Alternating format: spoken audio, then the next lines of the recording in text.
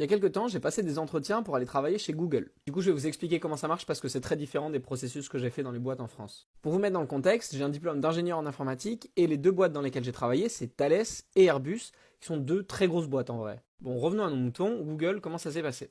J'ai postulé sur leur site, genre je postulais de temps en temps. À la base, c'était juste pour la blague parce que je voulais voir si mon CV passait leurs IA.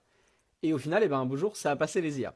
Et donc, ce qui se passe, c'est que tu te fais contacter par une RH qui te dit qu'on va faire un premier entretien de code. Sauf que moi, j'espérais pas du tout avoir déjà un premier entretien avec Google, donc j'avais rien préparé.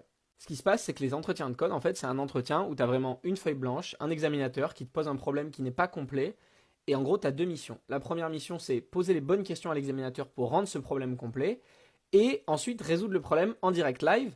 Sauf que il faut coder sur un fichier Word, quoi. Donc t'as aucune aide, t'as rien, c'est un peu la galère. Ces problèmes-là et ce type d'interview-là, c'est assez connu dans le monde anglo-saxon, mais nous en France, on connaît pas trop.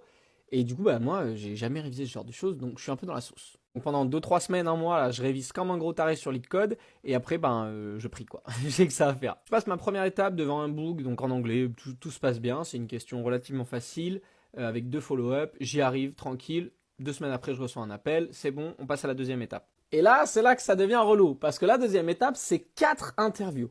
Tu as 3 interviews de code et une interview de personnalité. Donc j'ai continué de réviser, et arrive le jour J. Premier entretien, le mec est très sérieux, pas un sourire, rien, genre il m'est pas trop à l'aise, mais bon, on y va, il me donne la question, j'essaie de la résoudre, mais je suis parti dans un truc beaucoup trop compliqué dès le départ, et en fait, au final, je me suis emmêlé les pinceaux, j'ai eu un truc qui marchait, mais c'était pas très très très beau. Et puis juste après, t'enchaînes, donc il n'y a pas de pause, t'enchaînes direct avec le deuxième entretien, et là, question relativement complexe.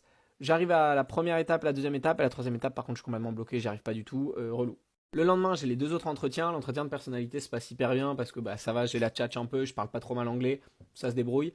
Et l'entretien de code, je défonce tout, je trouve la solution optimale, machin truc, tout passe trop bien. Même avec le bug à la fin, j'avais tellement de temps qu'on a tapé la causette. Génial. 2 semaines après, je reçois un appel de la RH qui dit bon, tes 2 entretiens du second jour, t'as eu la note maximale, t'as vraiment trop géré. Mais les 2 entretiens d'avant, c'était pas trop ça, genre ils sont hésitants. Et du coup, ils m'ont fait passer un dernier entretien, donc un 6e entretien, que j'ai complètement foiré. Parce que j'avais des petits soucis à ce moment-là et que j'avais pas trop pu réviser. Mais voilà. Donc au final, j'ai pas pu rejoindre Google à ce moment-là. Et ils m'ont dit d'attendre un an avant de repostuler. Et là, ça fait un an. Donc Google, j'arrive.